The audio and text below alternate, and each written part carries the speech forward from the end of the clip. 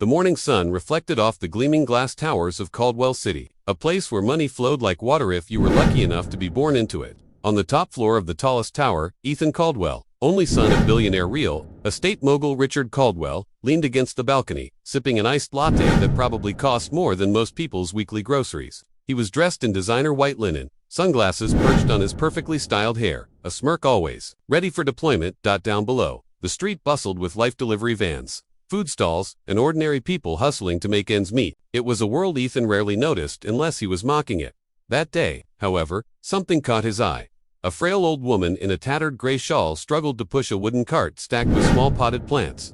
Her back was bent, her hair wild and gray, her skin weathered by decades of sun and hardship. People passed by without a glance, except for a few who wrinkled their noses at her appearance. Ethan chuckled. "Look at that, Dad, a witch peddling weeds in front of our tower, totally ruining the view." His father, reading through a business report, didn't even glance up. "Ignore her. She's not worth your time." But Ethan wasn't the type to ignore what he found amusing.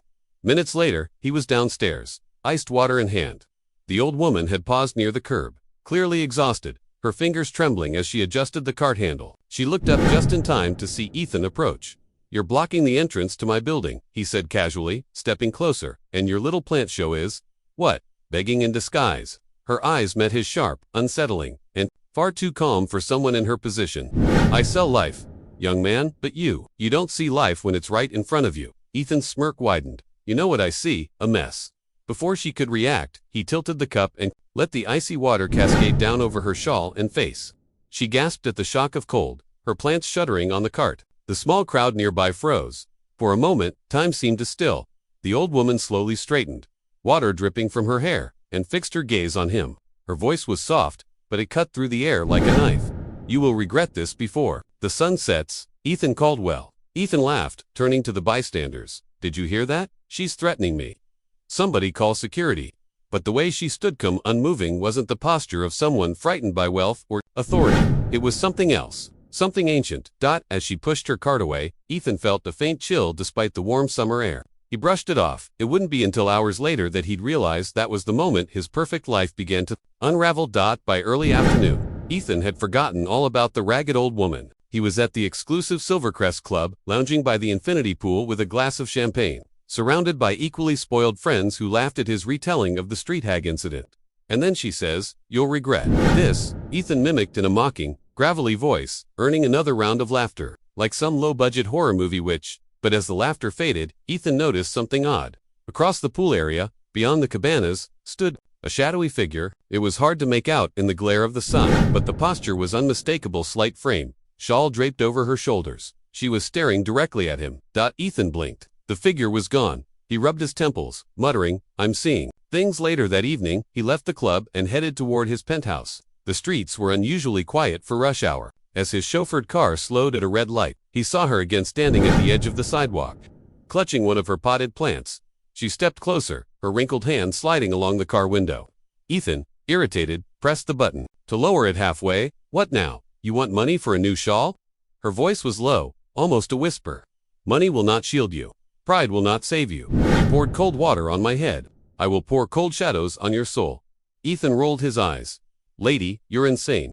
She leaned in slightly, and for the first time, Ethan noticed her eyes weren't just old, they were ancient, a strange mix of milky gray and flickering ember. "By the time the moon rises, you will know what you have done." The light turned green, and the chauffeur drove off. Ethan exhaled sharply, forcing a laugh.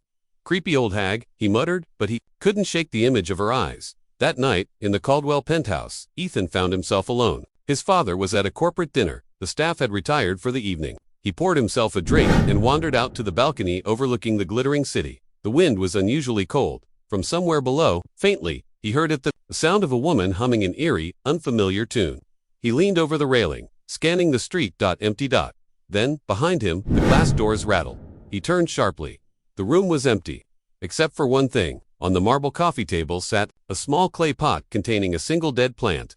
He hadn't seen it before, and he was certain it wasn't there when he walked in. When he reached for it, a single drop of water slid down from one of its brittle leaves, though the plant was clearly dry and withered. Ethan felt that same strange chill as before. This time, it stayed. Ethan woke the next morning to the shrill sound of his phone vibrating on the nightstand. He groaned, dragging himself up. The sunlight streaming through the curtains felt oddly dim. like the day hadn't fully committed to being morning. Hello, he mumbled. On the other end was Victor Hale, his father's right-hand man. Ethan, I don't know what you did yesterday, but 2 of our top investors just pulled out. No warning, no explanation. Ethan rubbed his face. And why is this my problem? It's your father's problem, which makes it your problem. You're meeting him in an hour. The line went dead. Shaking off the irritation, Ethan went to shower, but as he reached for the hot water handle, the pipes groaned on. A gush of ice-cold water poured over him, just like the day before. He cursed, fumbling to shut it off, but the cold seemed to cling to his skin even after he wrapped himself in a towel. When he entered the kitchen, the staff avoided his eyes. His favorite chef, Marco, handed him coffee without a word, then quickly left the room. Is it just me, or did everyone here wake up in a bad mood? Ethan muttered to himself. That's when he noticed the plant again, the same small clay pot, with the dead brittle leaves sitting on the kitchen counter. He froze. How the hell? He had thrown it away last night. Ethan grabbed the pot and stormed toward the trash chute, but as his fingers gripped the rim, the dead leaves twitched, and a faint drop of water slid down the side, cold against his thumb. His breath caught before he could dwell on it. His phone buzzed again, this time, a text from his father. Get down here now. At the Caldwell corporate headquarters, Ethan walked into his father's office to find Richard Caldwell pacing, eyes blazing. What did you say to Henry Lutz yesterday? Ethan frowned. Nothing, haven't seen him in weeks. Then explain. Why, he sent me an email at 3 a.m. saying he'd seen our true nature and would never work with us again. And he wasn't the only one. Ethan tried to shrug it off, but something gnawed at him. Dad, you're acting like this is my fault. A sudden crash outside the office made them both flinch. A secretary screamed. They rushed out to find the large glass aquarium in the lobby, shattered, thousands of gallons of water flooding the marble floor, and in the center of the mess, among the flopping fish and broken coral, was the same small clay pot, dripping. Ethan's single quotes. Father looked at him with suspicion. Do you know what's going on here? Ethan's mouth was dry. No, but I think I'm starting to. By the next day, Ethan's world was unraveling faster than he could grasp. His phone wouldn't stop buzzing, messages from friends canceling plans, emails from business partners pulling out of ventures, notifications from banks about irregular activity on his accounts. Even his social media, which he religiously curated, was flooded with mocking comments, strange rumors, and most unsettling blurry photos of him sleeping in his own bed. He didn't remember anyone being there to take them. Sleep offered no escape. Each night, he dreamed of standing knee-deep in black water under a moonless sky, the cold seeping into his bones while something moved just beyond his sight. And each time, he woke to find the sheets damp not from sweat, but with icy droplets on. The third day, his father called him into the penthouse study. Ethan, Richard said, his voice unusually tense. I've been hearing stories about an old woman, said you humiliated her. Ethan tried to play it off. She was blocking the entrance to our tower. What? Richard's voice sharpened. Do you have any idea who that woman is? Ethan frowned.